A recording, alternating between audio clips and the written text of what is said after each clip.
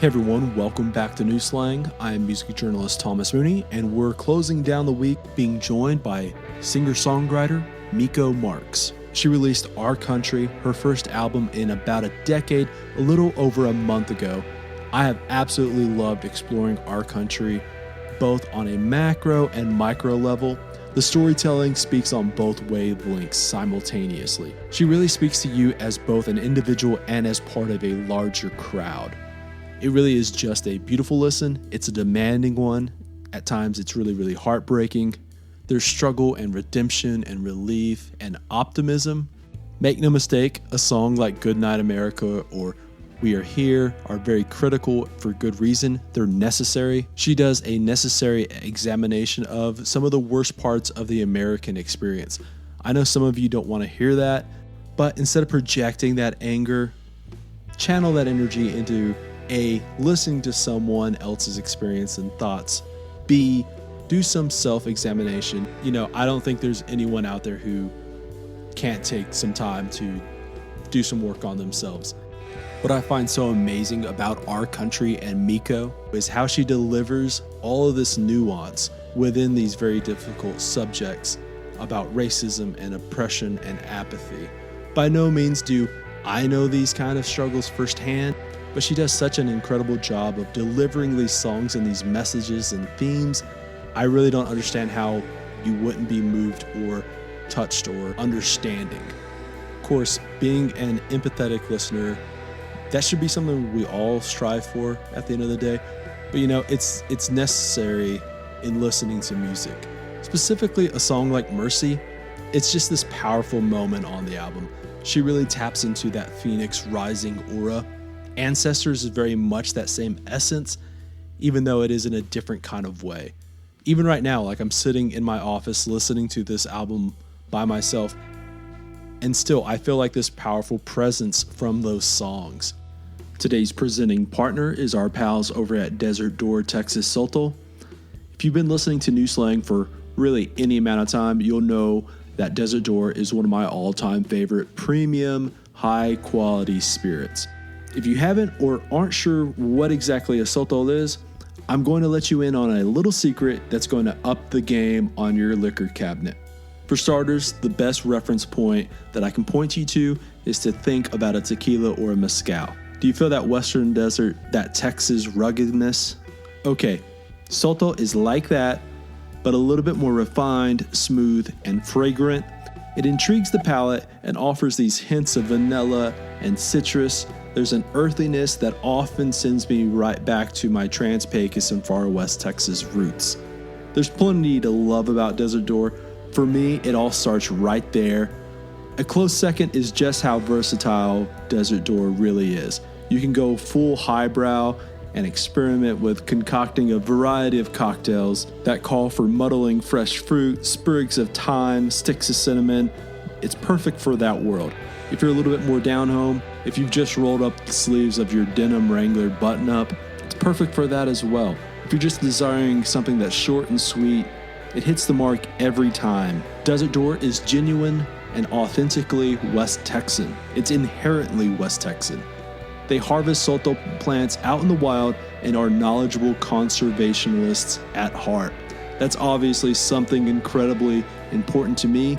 They shine a light on what makes West Texas special and unique and worth preserving and keeping it safe from exploitation. Right now, you can find Desert Door all over Texas, Colorado, Tennessee, and there's budding numbers in places like New Mexico, Arizona, California, and Georgia. Best thing you can do is to check out desertdoor.com to find where Desert Door is locally. Again, that's desertdoor.com. If this is your first time listening, be sure to hit that subscribe button. New Slang is available on Apple Podcasts, Spotify, Google Podcasts, Stitcher, iHeartRadio, Pandora, Amazon Music, and virtually anywhere podcasts are listened to. And of course, one of those 5-star reviews goes a long way. Stop on over at the New Slang merch store as well. Plenty of t-shirts, coffee mugs, shot glasses, stickers, koozies, magnets, and much more over at newslang.bigcartel.com. Check out my Patreon too. It's a great way to support this podcast my 90s country podcast, The Neon Eon, and journalism in general. Speaking of which, The Neon Eon is your go-to spot for 90s country interviews and conversations. I've already had the likes of Clay Walker, Tracy Lawrence, Pam Tillis, and many more. The Neon Eon has a mighty fine merch store up and running as well. That's over at theneoneon.bigcartel.com. And like New Slang, The Neon Eon is available everywhere podcasts are shared and listened to. And of course, all these links, they'll be in the show notes. All right, let's get on into the interview. Here is Miko Marks. I guess I want to start off with, obviously you have this new record and it came out just about a month ago. And so I know this is the first record you've done in about a decade, and it's not a hiatus. It's one of those things where you've been doing music this whole time between then, and now, but I want to know, as far as, the records that you put out in the mid 2000s, obviously were a little bit more on the contemporary country, the country popular side. And this one right here is very much anchored in closer to what people would consider Americana, roots country, soul. Right. I'm assuming that that some people will go, oh, well, how did she get from this point A to point B? But of course there's that decade in between. What was it like, I guess, kind of going from, how, I guess the transition, the progression from point A to point B over this past decade? Well, I have to say I was a lot younger back then. I mean, a lot younger. And it was really, it's been 13, closer to 14 years since I put out a record. And so, just back then I was just, wide-eyed. I just had everything was good vibes. I had so much hope around the music that I was putting out with Freeway Bound and It Feels Good. And I was just unknowing about what it really looked like to actually make headway in Nashville. So I just assumed if the music is good and if I'm presenting that music in a great way that people are enjoying, then I'm going to be successful. So I had all this hope, and that was not the case for me back then. And I just sang about different subject matter because I was happy-go-lucky and free at the time. I was started a family. I was newly married, and things were just coming up roses for me back then. So my music reflected that.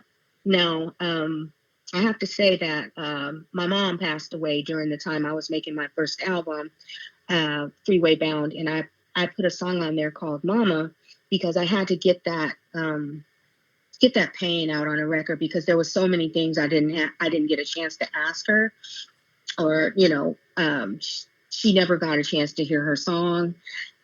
So I don't know. I just didn't have much room for space because I wasn't in the space that I am today. Mm-hmm. A lot of time has gone by. My son is grown now. He's 24 and I've been married 26 years. And so with all those years comes a lot of experience, and the world doesn't look the same as it did those many years ago.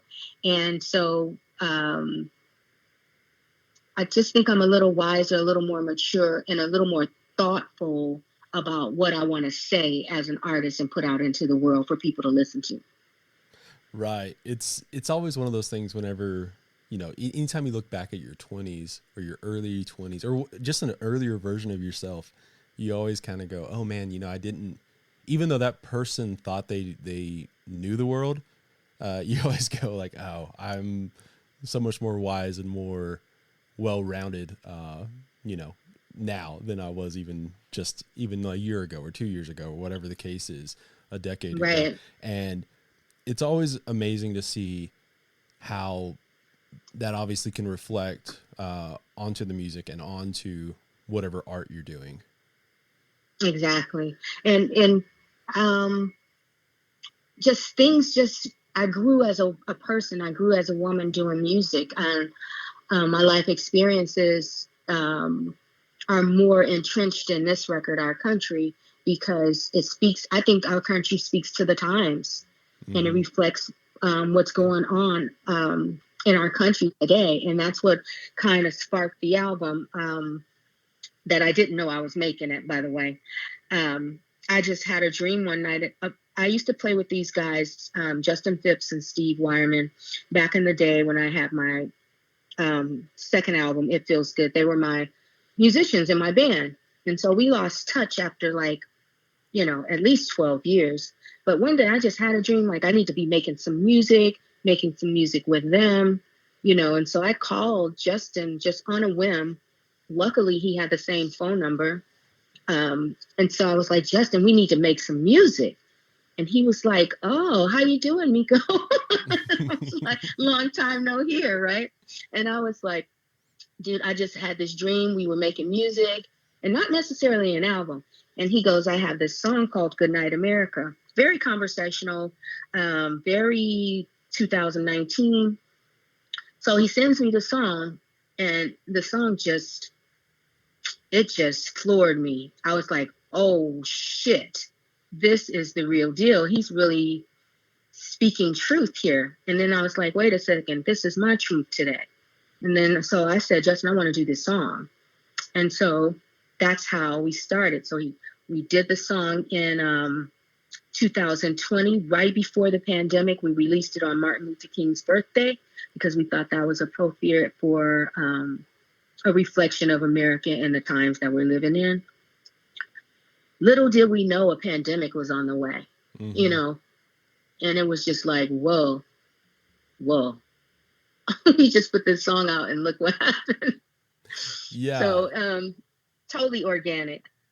Like there's two things I want to say off of that. One is I've read about you having the dream and needing to, not like wanting to call these people, but like needing to call Justin and Steve up about creating music. And, obviously it was 2019.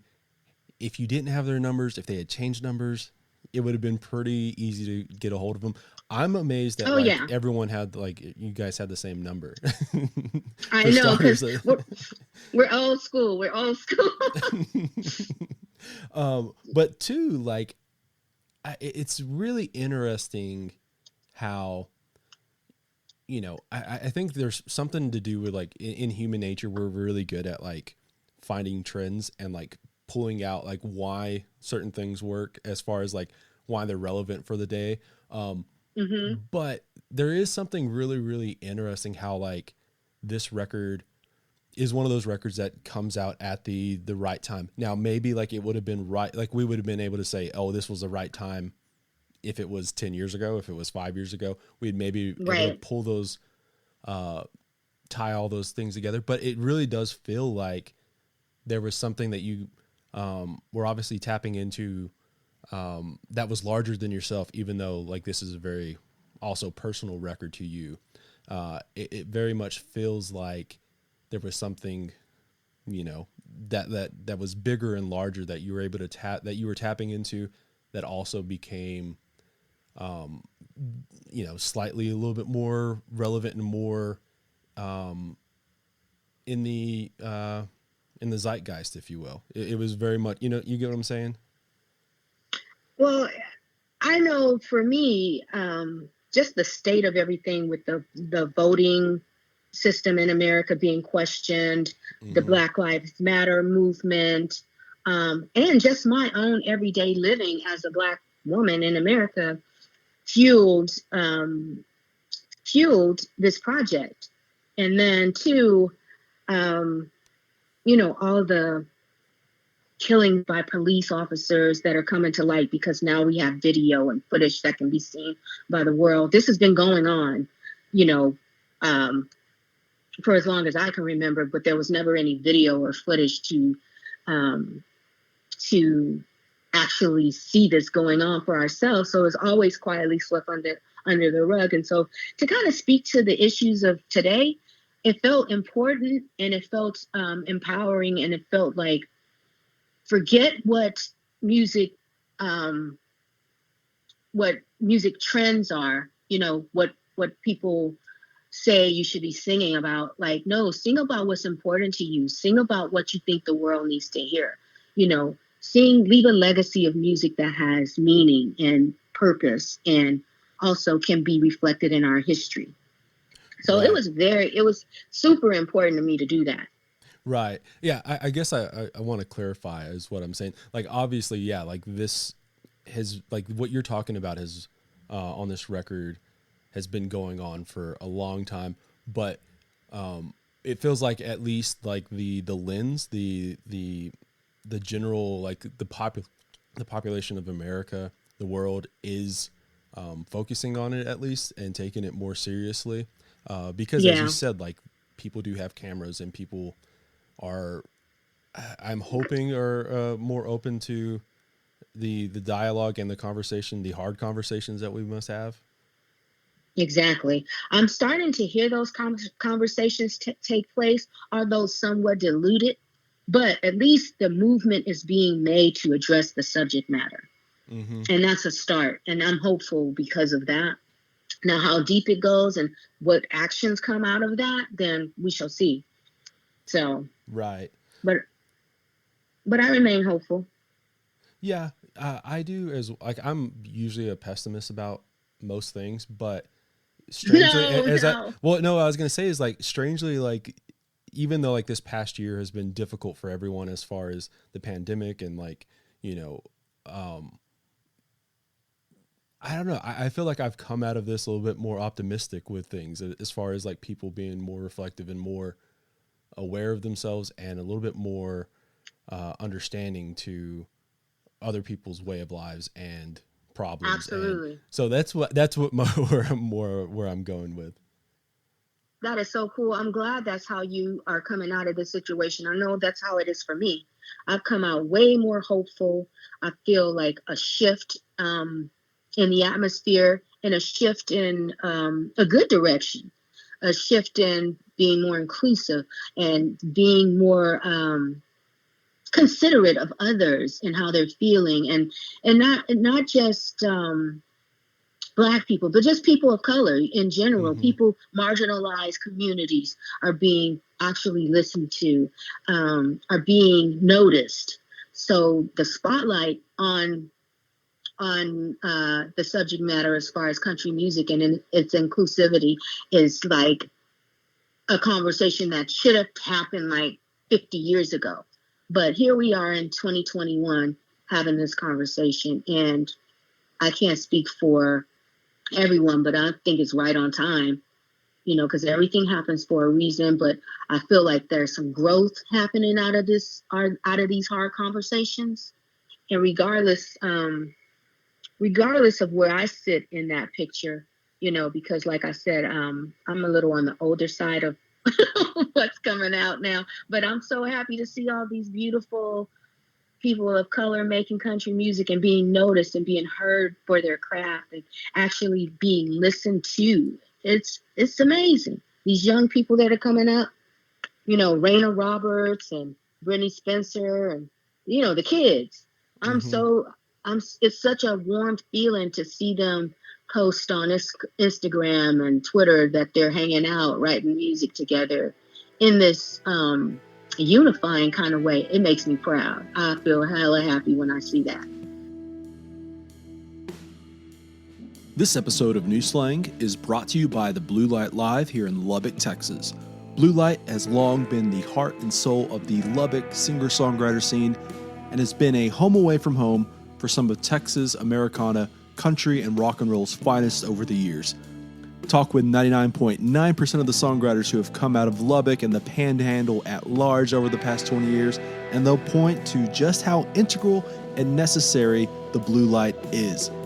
With live music and touring slowly but surely coming back, spots like the Blue Light are getting back to their usual ways as well. That means music every night of the week. Do you want to see that schedule? Well, I've got a few options for you. One, go to their socials and give them a follow. That is at Blue Light Live on Twitter, at The Blue Light Live on Instagram, and of course by just searching The Blue Light Live on Facebook.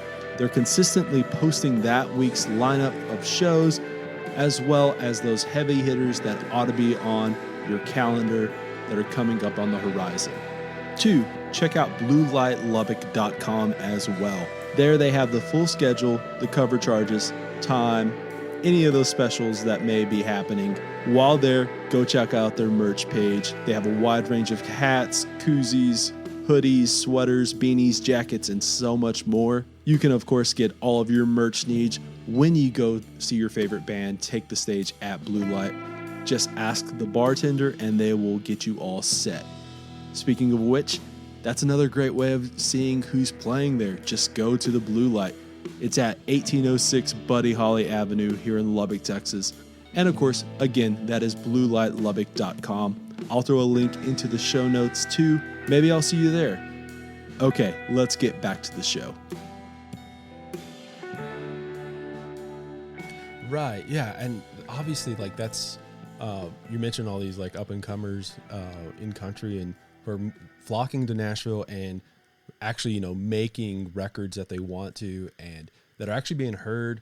Obviously, like, a lot of that ties into having the growth in social media and, like, having a little bit more of the ability to have, you know, a little bit more of what you're able to, like, I guess, grab more people without necessarily the help of major labels or, you know, people of power, if you will. Absolutely. And, you know, I do believe that major labels and people of power are still needed. You know, it's huge. It's to be signed to a major label is awesome. That's one of my dreams. But, okay, what if that dream is not attainable for me, you know, at this present time? Does that mean I stop doing what I'm doing? No. That means I find a way to get my music out to as many people as possible. And thankfully, I'm working with some great people. I have a good team at Brooklyn Basement Records, Red Tone Records. So we're just, you know, you find your way. And my way is feeling really authentic and true to myself right now. So yeah, I want to go back to, obviously you guys put out Goodnight America, as you said, on MLK Day in 2020. As far as I understand, you guys had a couple of songs that you were thinking about that you had recorded, but then, like, it was once we went into quarantine that really the record started shaping. Is that correct? Yes. And some of the songs were written before, like, I started writing We Are Here about my hometown of Flint, Michigan back in 2018. But I shelved it because I hadn't been home. I left there in like 1990 and I'd go visit, but I hadn't lived there in many years. So when I was writing a song about the poison water and the, you know, marginalization of the people there and how the economic status there is just atrocious because all the automotive industry jobs have left, you know, I felt like a disconnect for writing a song about something that I didn't quite experience fully. And so, because when I was there, everybody was middle class, people, you know, everybody had jobs. So it hadn't quite taken the turn. Mm-hmm. But my entire family is back there. Everybody, I'm talking about everybody, the whole family. And so what I was able to do was really tap into my relatives and really have deep, heartfelt conversations with them about how they're coping. And so I was able to pull that song out back in 2020 during the pandemic and write it from a place of understanding that I didn't have when I initially started writing the songs.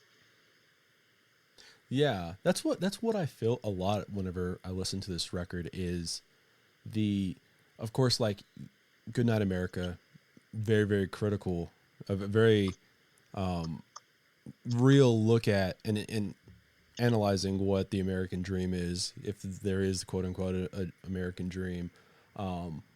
But, you know, what I love so much about this record is how there's these songs of understanding and the allowing redemption to be part of the process, because like a song like Mercy feels very, very much like a prayer for America right after, Good Night America. Yes. And I feel like I love when a record does that, when an artist can show that there's both sides, that they're like, not both sides, but like there's that both those things can be true and real and necessary. Yeah, for everybody. Yeah, exactly. Mercy is probably, it's high. I have like a few favorites. I know you can't just have many favorites, but I do. I have more than one.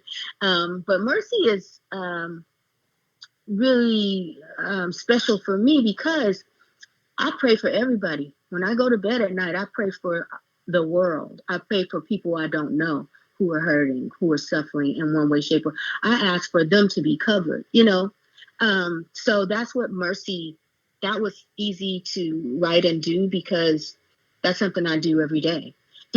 So it's really special to me to put that out on a mass level. Like you said, like I have hope that things are going to get better. I don't know how much better in my lifetime, but I do see things half full, but I'm like that in regular life. Hey, everything's good, Mm-hmm. But it's nice to actually see from the outside looking in markers and changes that are going on the way. Like, Color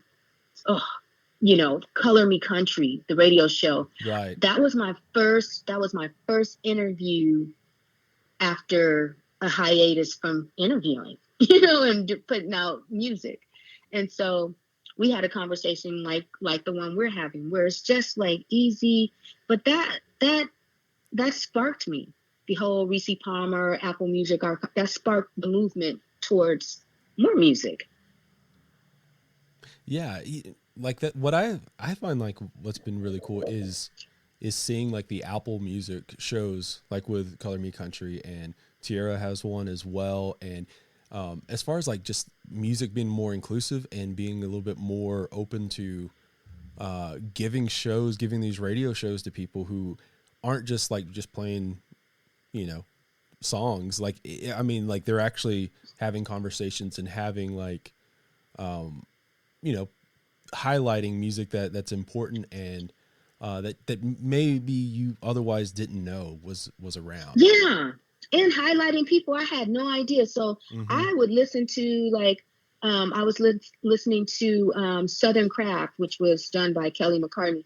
And I was listening to Color Me Country. And then I heard this song called American Dream. And I went to look it up. And it's by this guy named Willie Jones. I had never heard of Willie Jones.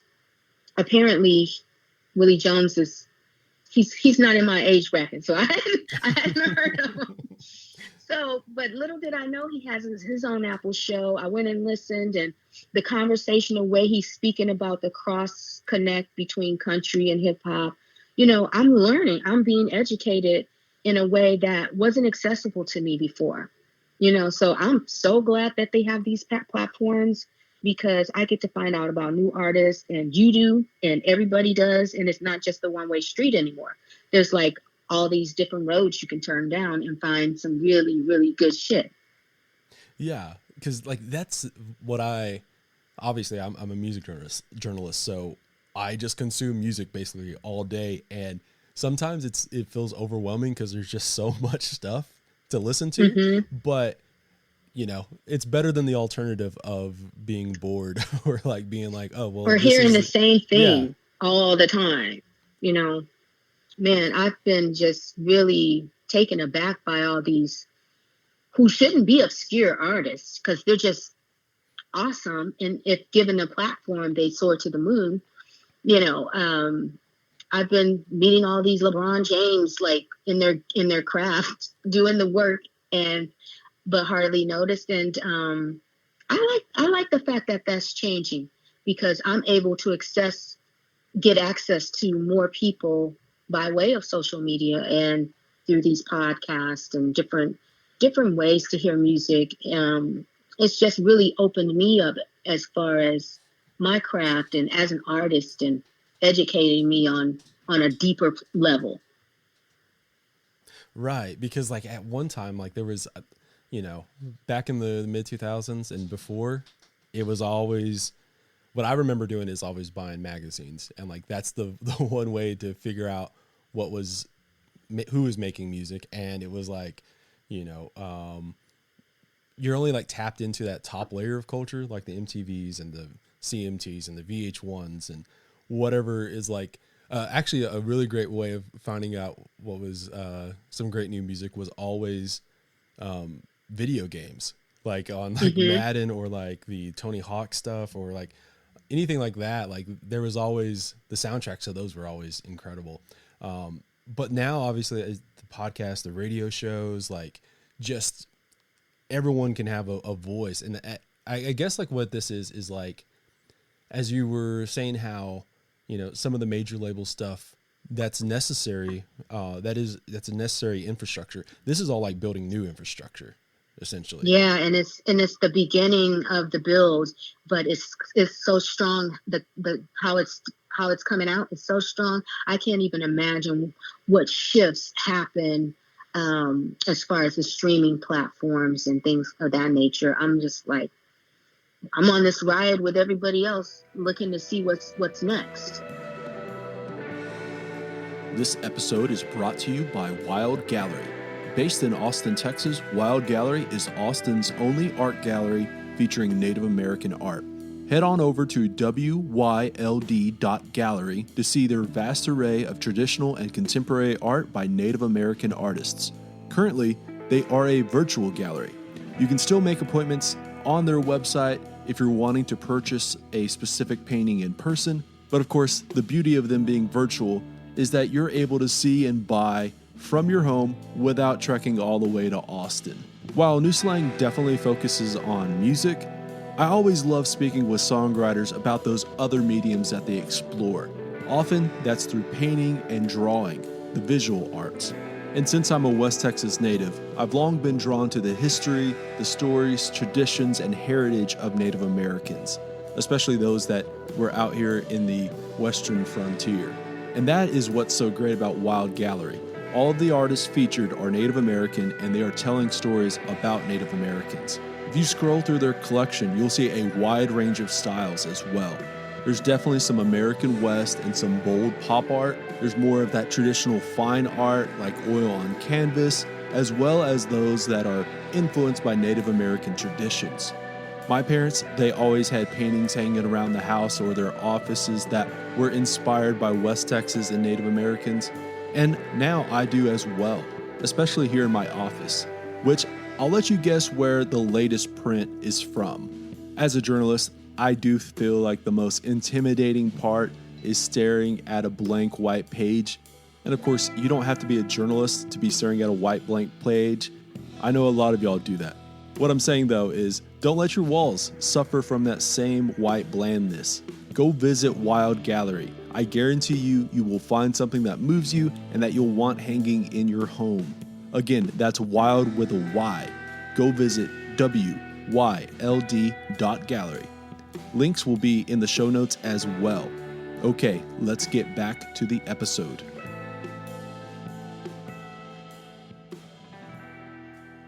I wanted to go back to the record, a song, Travel Light. I just really love the storytelling on that song.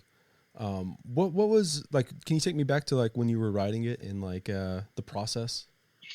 Well, this song was written by Justin Phipps and Steve Wyerman and myself, and so the interpretation, like we all wrote from a different space. I believe that my space was about loss of love, loss of heartache and pain, and even the loss of a loved one, death, and so I try not to hold on to grief and pain, and so my whole take on the song was I travel light just to protect myself, to kind of not be so heavy hearted to where it can make me sick. So it's a reminder for me to travel light through this life. That's what it did for me. Like when I lost my mom, I was lost. I didn't know how to function in the world. She was my confidant. You know, I relied on her so much. And so it took a long time for me to kind of find out who I was inside and really use all those qualities that she taught me to be my best self. So travel life for me was like, you know, don't take things too seriously. Don't hold on to pain, because if you release it, you make room for love. And so travel light is just pure and simple for me like that. But for Justin, it was more so like, you know, just leaving gentrification here in the Bay Area, leaving, you know, all the homelessness, the marginalized people, you know, just leaving this atmosphere and going into something better. Yeah. Like he wanted to leave the Bay Area. Like, I'm traveling, like I'm going to New Orleans. I'm out of here. Yeah. Like what I kind of felt like, and this is a lot of the vibes I got from the song was all of what you're talking about. But to me, it felt like an old kind of like Dust Bowl ballad of like any of these like great migrations of people coming from the South up north, or like people who are in the Dust Bowl moving to California, in that respect as well. That's what I as far as like Thomas, that's beautiful. I like it. It's that too. It's all of that, you know, and for you to take the song and have a different interpretation and meaning from it, that's super meaningful. That's beautiful. Thank you for sharing that. I like that. Yeah, I like that too. Well, that's what like I feel like there's like a very, I don't know, and it may be because like I've been listening to a little bit more like some Dust Bowl ballad stuff, and I was talking with someone actually yesterday about a song that was influenced or inspired by the Dust Bowl. So I feel like I'm probably tapping into both of those things as far as like them coming together at once. But yeah, I don't know. I just really felt like there's a little bit of that like ghostly kind of like Ghost of Tom Joad kind of vibe. I'm sure, because the producers of the album that I work with, they are old souls, shall we say? Mm-hmm. The Townes Van Zandt Muscle Shoals type vibe, really Southern rock, and you know, they're really heavily influenced by Bob Dylan, and you know, just the older souls of music. And so you'll probably hear a lot of those influences in our country for sure. Going back to how this was recorded, like not necessarily in two segments, but you know, pre-quarantine, post-quarantine, how was it, you know, blending those two time periods essentially together to form the record?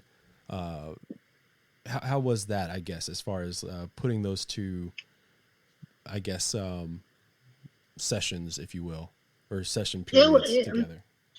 It was a little daunting at first, because I'm not very tech savvy, and you know, we had to like shelter in place and do the whole thing. And Justin was like, "I need you to go buy this equipment." And I ordered this equipment, and it gets to my house, and I'm like, "Okay, now what?" And he FaceTimed me through how to set it up and how to record myself remotely from home and send it to them that way. We did that for Water to Wine and Hard Times. I actually recorded from home and sent it down to them to be mixed. And I surprised myself. I was like, "Oh, he said, you know, you're an engineer now." I was like, "What?" He was like, "Yeah, you did." And I was super proud and excited, but I didn't want to do any more of the songs like that. So I was like, let's make a thing where we all get tested, you know, really regularly, and meet up at the studio and record like real records. And so we met at the studio in East Palo Alto for the remainder of the recordings. Totally, you know, COVID safe. It was just three of us, and we wore masks and just took from that point on to recording in-house. And that vibe was just awesome. They're super easy to work with. Having a history with them helped. So it was just like I walked in, easy breezy. We would bang songs out like pretty quickly because of that. Yeah. Because of like the working relationship that we already had. And, you know, they're just great. And then I felt like really, I felt really excited to be working with them. I hadn't felt like that in a while. Like I felt like they were raising my level, like raising the bar, and I needed to raise the bar too. And so it really taught me that I was capable of singing and going to places that maybe I hadn't tapped into for many years, because I was so like focused in on total country, traditional country music. Well, now I'm blending all of my upbringing and my talents and skills into the one project. It's not just country; it's gospel. There's blues. There's, you know, there's soul, and all of that's coming through this project. And I don't think I would have gotten there if it wasn't for them. Right. Yeah. Okay. So like the recording where, you know, with masks on and after testing and everything, I've talked with a few other people about this as far as their records go. And my comparison to it was like, in a lot of ways, it's like making like a record in space. Cause like you're kind of like quarantined by yourself, and it's, you know, it's almost like a new frontier, if you will. And especially like, as you were saying, like recording at your home, I mean, like that's almost like, I can't imagine like just, like all my podcast stuff, I've all set it up just by watching YouTube videos, basically. Mm-hmm. I feel it's probably like the same kind of thing as far as like being talked about, you know, how to do something via a FaceTime or something, or a Zoom call. Yes, exactly. And then I'm already like challenged in that way. You know, I'm like, what does this red button do? He's like, just push it twice and it'll do this. And I'm just like, okay. But I'm like, okay, can I get out of technical mode and get back into singing mode quickly? You know, and so I pray in between and, you know, get myself centered. And that's how I was able to do that. But at that time, I didn't even know I was making an album. We were just recording songs when I did the 2 songs at home. We were just like, oh, let's just record these. These are good songs. You know, it was so lackadaisical and just like no expectations. And so I didn't feel the pressure of making an album from home at that time. I was just like, oh, I'm just sending Justin this recording. Here you go. You know, it was like that. Mm-hmm. It didn't turn into an album until maybe 4 songs in. It was like, we should probably do a full-length project. I was like, oh, yeah, okay. Okay. Haven't done one of those in a while. Sure. Yeah. Well, I know like it has to, like you're talking about like there not being the pressure of, hey, I'm cutting a record and I need to get Right. this. Obviously there's so much pressure that can be applied when cutting an album, as far as like, you know, time schedule and all that kind of everything that goes with that. It's nice to hear that, like, you know, this started out as something very, very organic and very, very free. And then, you know, at some point though, like there is the watershed moment of like the light bulb of like, this is something that's a little bit bigger than just, you know, sending recordings. I had that moment. And first I was just going along to get along because I was just dying to sing and craving music in my life and craving to create. But then I was like, oh, wow, Miko, you're doing something different than you've done before. Like, so I got excited about it. I was like, let's see where this goes. And so I was actually learning as I went about my own self and my creativity and what I wanted to put out. And for me, out of all the projects that I've done, this one is the most reflective of me totally. Like as a grown, mature woman, this is the most reflective of the space I'm in today. Mm-hmm. You know, I used to get a lot of songs from other writers, and if I just liked the song, I'd sing it. I never really thought about, what does this mean to you? How does this, how can you convey the meaning of this song for you? you know. And so this project caused me to do a lot more introspective work and looking at myself in order to be able to give it to you in the most authentic way. You know, so I even learned how to just not sing a song, but to go a little deeper about what I'm singing about and connect it to my own life and, you know, and give that to the listener in a way that they can really feel me. Right. You mentioned a minute ago about how what you were doing was more closer to the neo-traditional stuff, and you kind of were putting essentially like yourself in a little bit of that box. Was there any hesitation going and being a little bit more like, you know, hey, this song does need more of a gospel tinge. This needs to be a little bit more folksy. This needs to be more whatever the case is. Was there any hesitation early on, or was it very much something that like it just felt natural where you It didn't felt have to very think natural. It felt natural. I just felt so open I felt like a blank canvas, you know, because for many years I was singing my same songs, you know, performing covers, and now was the opportunity to not live in the past and perform other people's art. It was a chance for me to create. So it was very much so like, oh, let's go. I need this in my life. Like, I need to turn the page on who I am as an artist. And so I was hungry for it, and no anxiety, no trepidation. I was gung-ho, excited. And also I was prayed up about it. I was asking for the ancestors to lead me, you know, down this new road that I hadn't been on. So it was very easy, freeing experience to record this album. Mm-hmm. You know, and I hadn't gotten to do gospel in a while. So when it came time for ancestors, I was ready to belt it. You know, I was ready to go back to my roots and go stand on that church stage and look out at the pew in my mind and make them feel the spirit. Yeah, I love what you just said there. The pew in your mind, going to that space. That's really I want to break one more time to talk about our pals over at Desert Door and offer up a quick Thomas Mooney's cocktail minute.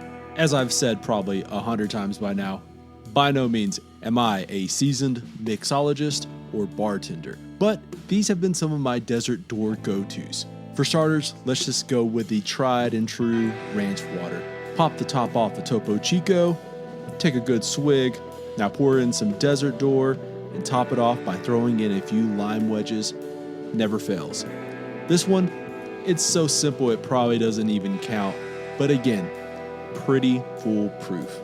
Do the exact same thing, but get you a Mexican Coca-Cola. I guess you can go with a regular one, but you're really cutting yourself short if you don't opt for the Mexican import variety.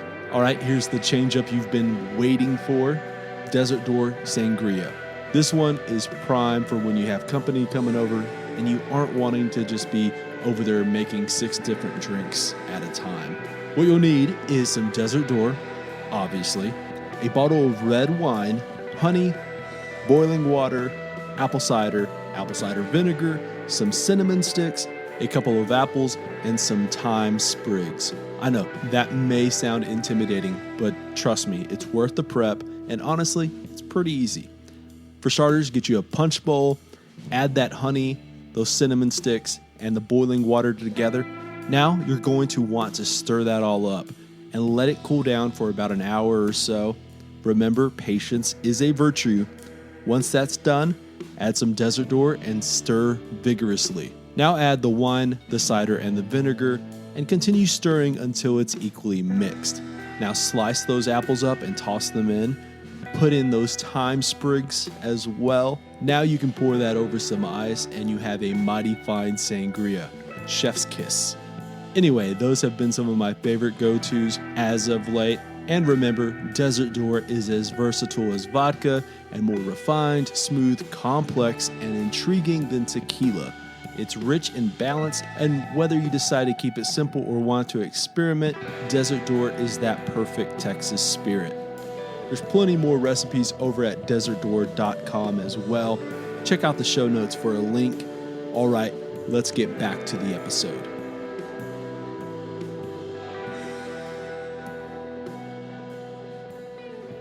Can't remember what article it was, but I remember you talking a little bit about this right here specifically that I thought was really, really interesting, and I wanted you to maybe expand on it.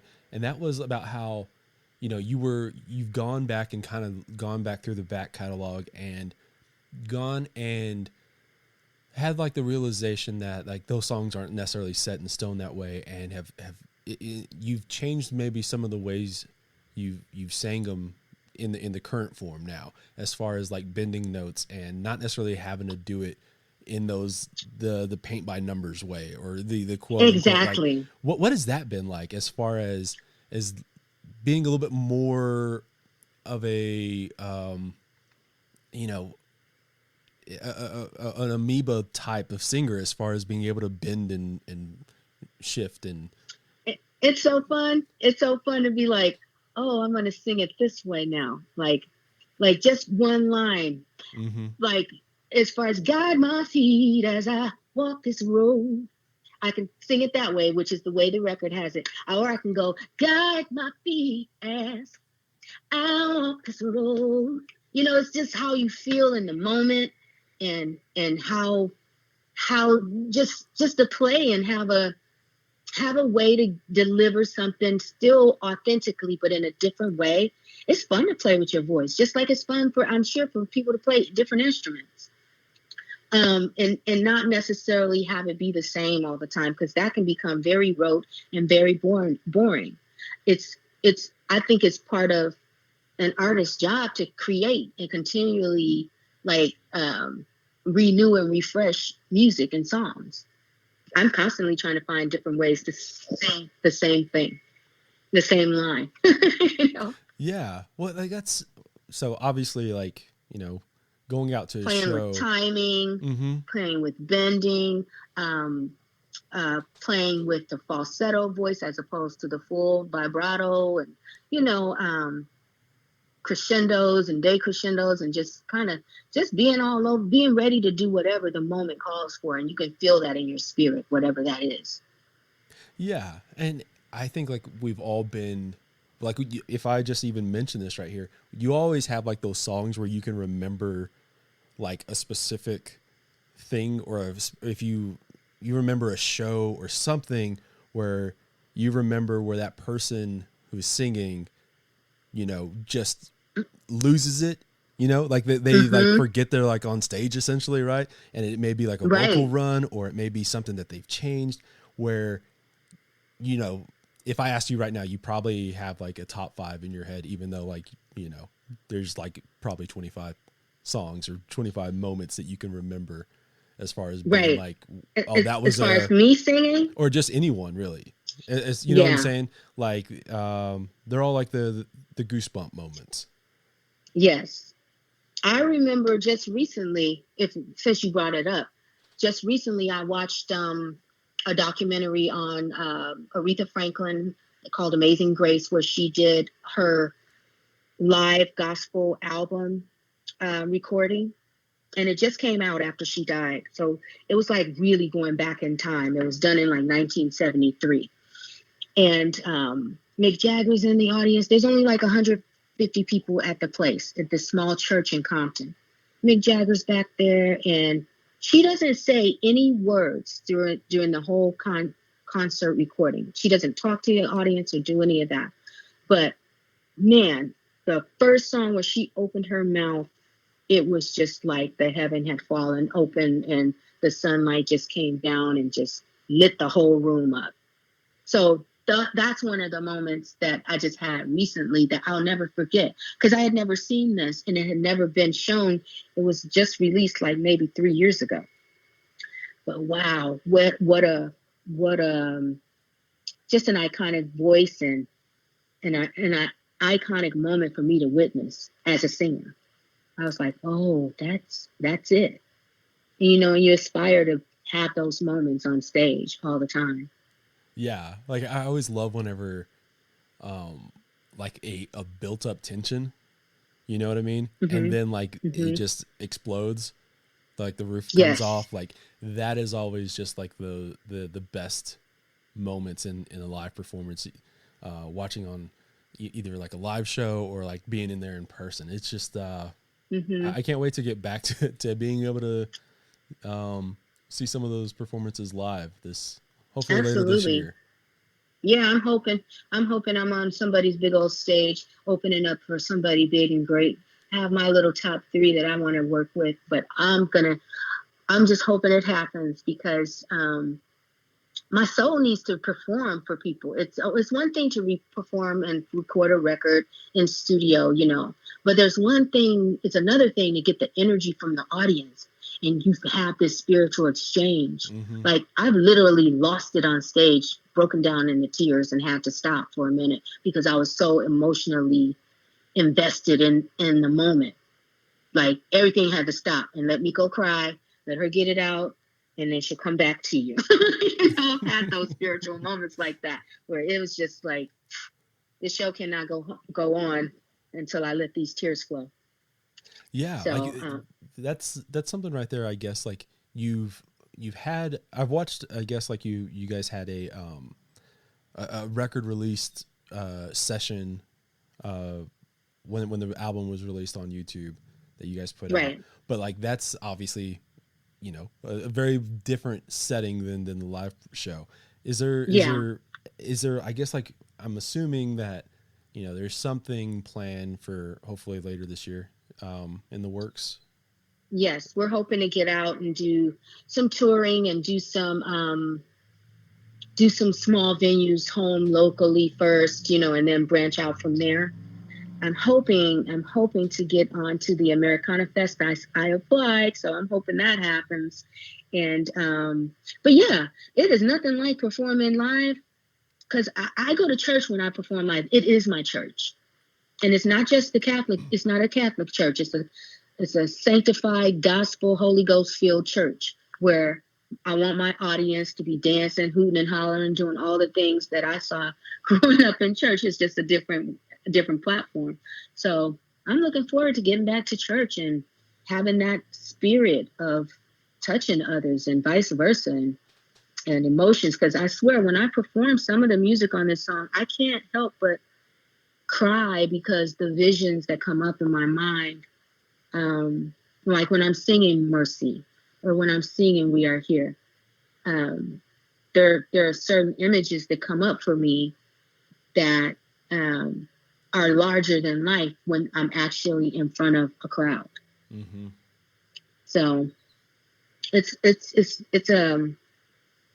a way more connected feeling than recording. It's the whole vibe of a crowd and an audience. Is just because you get all this energy. There's all this transfer of energy between us all, and it's just I'm anxious to get back to that.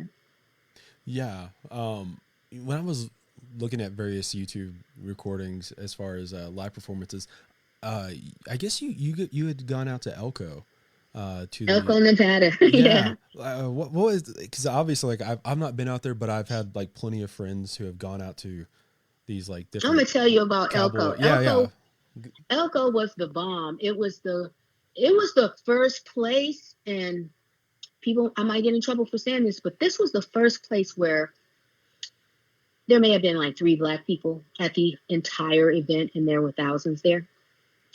And this was the first place I just felt love all around. I mean, everywhere I went, everywhere I played, there was this energy of like inclusivity, and they wanted me there. It wasn't like, oh, we're just having her here just because. No, they wanted me there, and it was just I kept telling my bandmates, I'm like, do y'all feel this love? I was like, these people are great. Like this, I've never done a show where I felt this much love, and it will stick out in my mind for that for the rest of my life. That's how much energy was exchanged between me and the people that attended the Western Folk Life Center event. And so I'll probably go to my grave talking about Elko and how much love there was for me out there. And I didn't think it would be, because sometimes I go to these places that are just stuck in time. Right. And you might think they're stuck in time in a negative way, like what is this black girl doing in here singing country music? But they're not. And it was so eye-opening and shocking. And that's too what gives me hope. I'm like, I've witnessed it, I've seen it, and this is what it can be. And I'm glad I had that experience because I hadn't had it up to that time. So Elko will definitely be on my list as a top eye-opening experience for me. Yeah, it was so fun. Yeah, I brought it up because as far as like the videos go, like it does very much feel engaging both ways. But as you said, like some, like especially like a place as far as like a cowboy poetry thing goes, or something like that, like they're so steeped in tradition, and sometimes like that can be that stuck in the past with all the bad aspects of being stuck in the past. Yeah, but it wasn't like that. And what was the trip was they were definitely steeped in tradition and preserving that tradition, which I think is needed on a certain level. Like we need to have a space for that, and to where people can go back and look in the history and feel like you're back in time. But I swear that negative connotation that is sometimes attached to that was not there.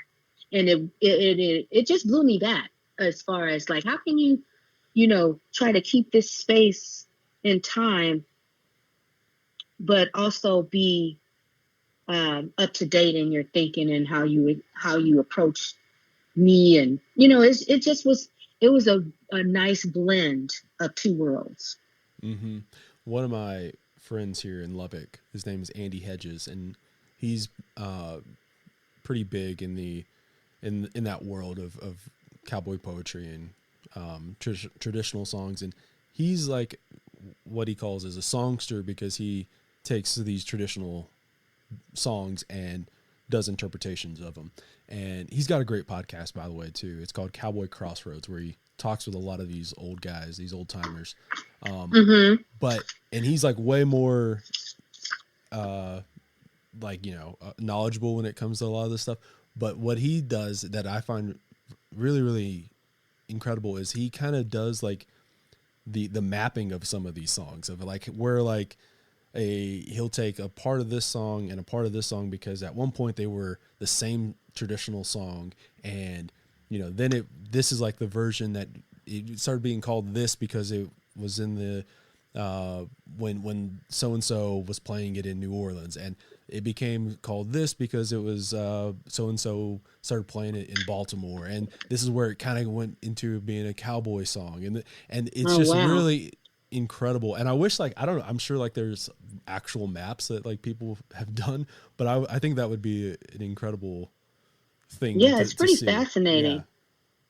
So. Pretty interesting. And I didn't know how I would, I had never done a cowboy poetry, event. And I was like, I didn't really know what to expect, but the levels, like you said, the depth of the history and the poetry in and of itself was just like beautiful, high level, and just very intimate. And it was a learning experience for me, and I'm so glad I did the gig, because they reached out to me, and I'm like, why do they want me there? But it all tied in, and I saw the beauty in them, and they saw it in me, and they we connected a line of history and today, because they're going to keep going on. They're going to keep going on, and it's nice that they are looking for other ways to bring in younger artists and evolve even on evolve and keeping history, right? Kind of evolving in that way. Yeah, I think like this goes probably to anything as far as like preserving history. Like when it's so niche like that, is like you do have to bring in younger audiences, because if you don't, like that tradition ultimately gets lost with the passing of time and the passing of people. So yeah, I think like it's you got to walk that fine line of like preserving the past when it comes to those things, but also like trying to teach it to the youth. Exactly. And they're doing a great job. They did a great job. Yeah, it's been really, really great talking with you today, and I'm so glad. Like we were all over the place. That's how I. That's how. All right, that is it for this episode. Thank you so much for listening. Be sure to check out Our Country by Miko Marks, one of the best albums of this early year.